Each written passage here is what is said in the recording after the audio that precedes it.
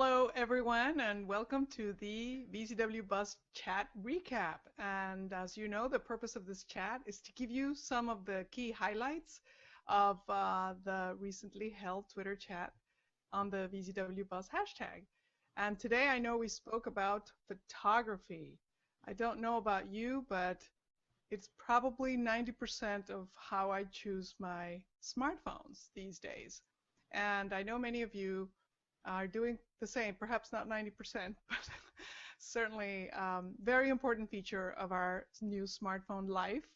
And I am so thrilled today to welcome Terri Nakamura, who belongs to our team, the VZWBuzz team. She is an influencer in the Seattle area. Hey, Terri, how are you? Hi. And the reason Terri was invited is, as I am sure you know, and you may have experienced many of her beautiful shots. She tells us she's not a professional photographer, but I know she takes some beautiful shots of just this most unusual areas and always beautiful, always peaceful. And I once commented on one of her pictures that they're so serene and so wonderful. We thought it would be great to have her come on and share with us some of her tips on how to take great smartphone photos. And so what we're going to do is, as you know, we're going to give away a great prize. And we're also going to be asking you to, in order to win it, to tell us what are some of the things that you learned during the chat. Really, probably the top nugget of value that you got on the chat. So let's get started. Terri, how do you pick a subject, or how do you actually motivate yourself? What is the thing that triggers this need to pull out your camera and take a picture? You know, Monica, it's really weird, but I just see things and I'll be driving in my car and I'll think, oh my God, that is so cool. And I will actually pull over and get out of my car and shoot a picture of something if it looks really interesting. Because the sun changes, the clouds change, everything changes so fleetingly that, you know, you have to grab the moment when it presents itself. So that's part of it. I guess on your answer is that it takes effort, right? It's not. Yeah, it does. And every day I usually go on a walk, and partly for exercise, but also, I mean, I take the Nokia and iPhone with me. I shoot. I shoot pictures that I see on my walk. But one of the things that I had a tendency to do was I was shooting too many pictures, and it was just, you know, it got to the point where there were a lot of really neat shots, but then you have to deal with it afterwards. So I learned to be a little more selective about what I was shooting, because the tendency is just like bang, bang, bang, bang, bang, you know, oh, that's neat, that's neat, that's neat. And then, you know, suddenly you've got like 150 pictures, and that's a lot of stuff to go through. So Yeah, that's so true. One of the, big things I think also is to get rid of all that, all those memories that you're no longer going to use, or perhaps you just captured, as you just said, right? And just really going through your smartphone, your computer, your Flickr account, wherever you keep them, and just delete and purge. It's so important. I think it's really hard for people to purge, but it is really best to just try to keep your best pictures, because there might be something fleeting in some picture and you go, oh, I can't really part with this, but do you ever look at it again? Probably not. So if in doubt, throw it out. Get rid of it. Yeah, I don't think I've ever gone back and said, oh, I can't believe I deleted that picture. Yeah, you never do, because you don't remember it, you know. I mean, Exactly. If it wasn't that memorable in the first place, right? Yeah, exactly. Tell me a little bit about just a little bit of your background, because I think it does help for people to know, how you view things and Well, so I've been a graphic designer and art director for 38 years, and during that time I've worked with hundreds of photographers And I'm usually behind the camera directing the photographer, telling them how I want to see a shot framed or lit, or what kinds of features in something. And or even on location when we're doing editorial photography. We're looking at locations, we're looking at backgrounds and lighting and stuff like that. So I've always been the person behind the person shooting the pictures.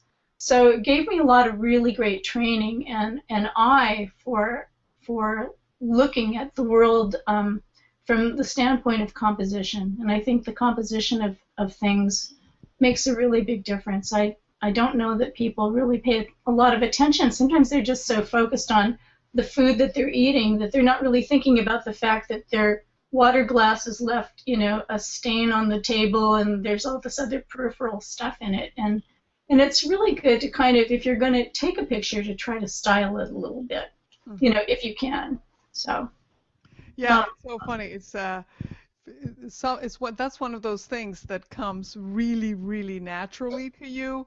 And Yeah. perhaps, why I'm such a fan that, you can take a close-up of a flower even, and what is around it, I find so, integral to how pretty it is, not just the The center. contrast. And one of the things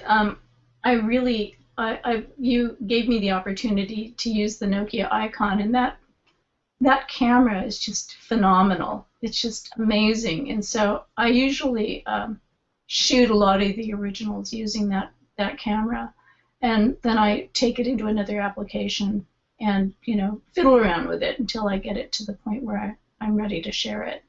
Yeah, it's so true that you also have to. Somebody's just posted that that they follow you, and that there's always something you're communicating with your images, which is ever so true. People pretty much know where I've been that day, Yeah, So, yeah, I know. Do you use certain apps, specific apps, filters, that kind of thing? well, when I first started using Instagram, I think lo-fi was like my go-to filter, and I was using it on everything. And I kind of have a tendency to do that when I kind of come upon something that feels really good to me, then I will use it on everything. And so I'm kind of doing that right now, using this application called Snapseed, and I love it. I just love the options that are in that application. It just, I've moved through a lot of different applications. I used 100 Cameras by Trey Ratcliffe, and Okay. photo editor, and there have been a lots. I probably have 30 or 40 applications for using editing on the iPhone, but right now I'm in the Snapseed mode, and I highly recommend checking it out if you've never used it. Yeah, it's so funny you say that because my brother-in-law just took on Instagram. He's got a few hundred followers. I think his photos are so amazing, and I ran into him at a wedding, as you do with family, and I said, "So what are you using? Like, they're so spectacular." His account is Brian L. O'Reilly. I'm going to give him a shout out, and he said Snapseed.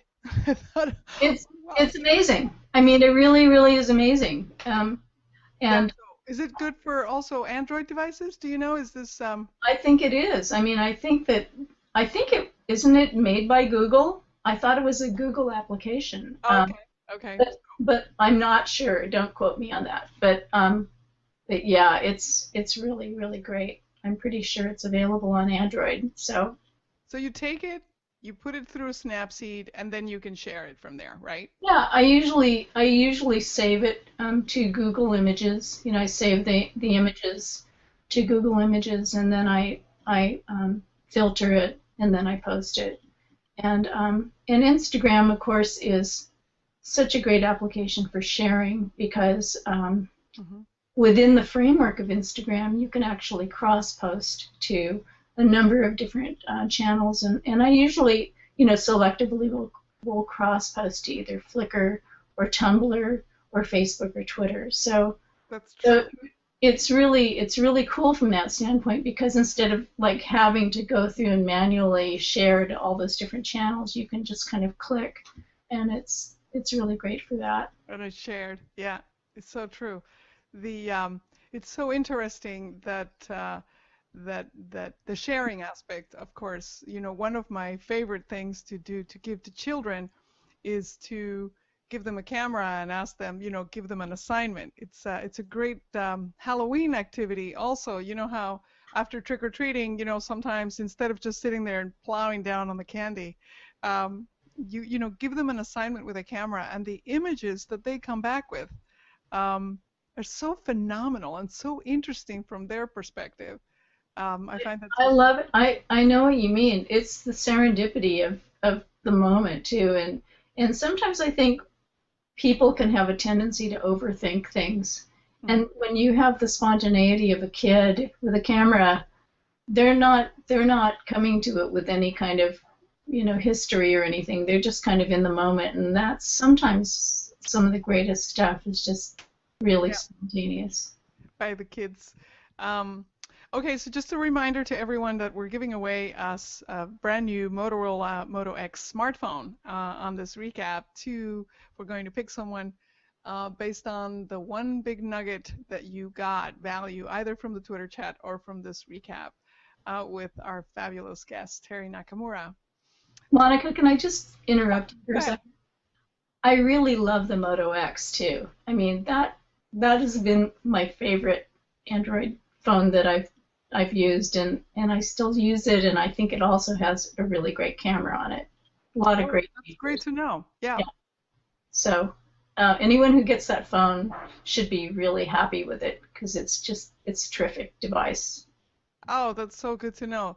Thank you so much. I actually haven't played around with the Moto X, but I must say that I'm really, really excited about Motorola this holiday season. I think that what we're going to be seeing is going to be some really great technology.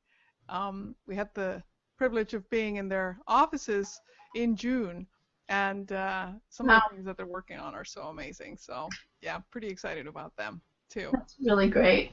I want to apologize too for my scratchy throat, but I'm starting to catch a cold, so that's why I have to have some water because I'm kind of losing my voice a little bit. Oh my goodness, no. Go ahead and drink up. Okay. Drink your water and catch up. One of the things that I wanted to say that has been a great tool for me, and as you can see, everyone, I'm a complete newbie. I love learning from Terri, and there's a couple of other great photographers in our group, like Jason Ramsey, and Kristen Alana takes some great pictures, so she's a photographer as well. But for us newbies, one of the greatest tools that'll make you look really, really sharp is I don't know if you've used it, Terri, but it's an app called Animoto. And that's spelled. I, I actually have the app, but I've never used it. Oh my gosh, it's because it's for newbies, I think. It's for people Oh, like me. okay. And what happens is you actually just load up, images, plain old photos, and it comes back and gives you this great video of all the Cool. photos with music and special effects. And it's just a fantastic tool because if you have even just a small event or if you have a birthday or you're visiting someone, you take say 5 or 6 photos, you put them on Animoto, and then you send this link, and it's really amazing how much people love looking at them. Oh, So that's great. for newbies, I'll have to check it out. yeah, but you say you have it on your phone. Did it come with it, or you just felt? I think I downloaded it. It's an app, right? Yeah, yeah, yeah. It used I to be. have I have probably 20 photo apps on my phone that I've never even used yet. They're sitting there and waiting for that moment when I have free time. Yeah, yeah. Tell us a little bit about that amazing new shop you just opened in Seattle. So everyone, if you're in the Seattle area or if Yeah, you visit Seattle, you must come visit Terry's shop. Tell us yes. what it is. It's on Alki Beach and it's called Alki Surf Shop, and it's just a really fun beach store with a lot of great clothes and gifts and Seattle stuff, and the view is unbeatable. It's just looking out on Puget Sound, and it's crazy, but you talk about serene pictures. Being on the water like that every day is just it really does a lot for your mental health. I mean, I bet. it's really, really great. So how's it going? You opened a couple of months ago already, is We it? opened about 3 months ago, and interestingly, the Nokia camera, I got a really nice photo mount for my tripod, and we just shot a bunch of product shots using the Nokia, and it's kind of funny because I mean I do know a lot of professional photographers, and that's what they do is product photography, but we're just this little store, and we're trying to do things as much as possible on our own steam, and so that camera is just fantastic.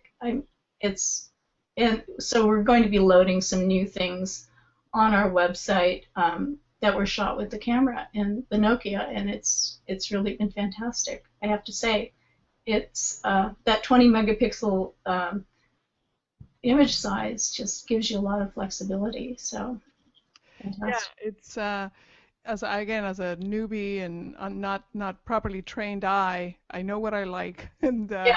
it's the images that I've taken with that Nokia that Windows phone that have been the best. I'm fascinated by bougainvillea, Oh, and yeah, wonderful. grow, Yeah. they grow wild where I come from in Mexico. It's literally like a weed, and to grow one here, it's like I have to look at it every day. I have to, you know, You have to nurture it and make yeah. sure. Yeah. And the I took a picture of a bougainvillea in San Francisco, and honestly, I look at it and I almost want to touch it. The image quality is so incredible, and Yeah. the color so real. Yeah. It's really it's a great camera. So Well, is the Moonbox. I'm so excited about the Alki Surf Shop. Again, everyone. So tell us the address. Where is it exactly in Seattle? It's 2622 Alki Avenue Southwest, and it's in West Seattle. And most people who are in Seattle know exactly where Alki Beach is because it's the most phenomenal beach in the city. It feels like California and Hawaii. It doesn't feel like you're in Seattle at all when you're over there. And I think that that's part of the attraction. It's really a beach community in the middle of the city, so it's crazy and cool. Oh, that's so good that you're in Alki Beach. Of course, hence the name. I'm assuming Yeah. that might be why. I want to remind everyone that I am going to retweet a post just now from the Tech Dad about a very fun Halloween photo or video contest that we have going on, where you can actually also win a Samsung Galaxy camera, which is yet another great tool, a standalone camera. So I am so grateful to you, Terry, thank you so much for hanging out with us. What would be one other great tip or say two or three top tips that you would give someone um, who's not a photographer to take great smartphone shots? Okay, first of all, try to get your shot in focus. It just takes a second to focus, and when your picture's in focus, makes all the difference in the world. If you can shoot with available light, usually that gives you a better image. Or if you're shooting indoors, just try to make sure you have enough light. But flashes are usually not a great idea. They usually give it a very unnatural look. So if you can avoid using a flash, I would. Um, if you can shoot wide on something, wide meaning containing more information than you really need, it gives you the flexibility of cropping in on something. And I think that if if you crop in on something, you can't add more. But if you shoot wide, you can get the most salient part of an image. And I guess the last one would be to recap what I said earlier: is just try not to overshoot because it really creates a lot of work. The more pictures that you shoot, to be able to kind of just be selective, I think is a good tip. That's such good tips, and I thank you so much, Terry, for making the time. I'm sorry you're not feeling well, but Yeah, I think the weekend is a busier time for you, right, than the yeah, middle of the week. it's not restful at all. So Oh, well, try to sleep in a little longer before yeah, you that's die. good. I basically heal everything that I ail when I have an ailment by sleeping. So sleeping is healing. Remember that. Okay. We do have a winner today, and our winner today is Reshmi Tweets. So congratulations on winning this amazing Motorola X. I am so sorry, that is my mother. And congratulations. So that's Reshmi Tweets. And thank you so much for attending today's VZW Buzz Chat. We'll see you again next Friday. Thank you again, Terry. Thank you to Robin, Robin's World on Twitter, and Geek Babe, Gene Parks, and Marty and Misty for the wonderful production, and the Tech Dad for hosting today's chat. Thanks, everyone, and we'll see you next week. Thanks, Monica.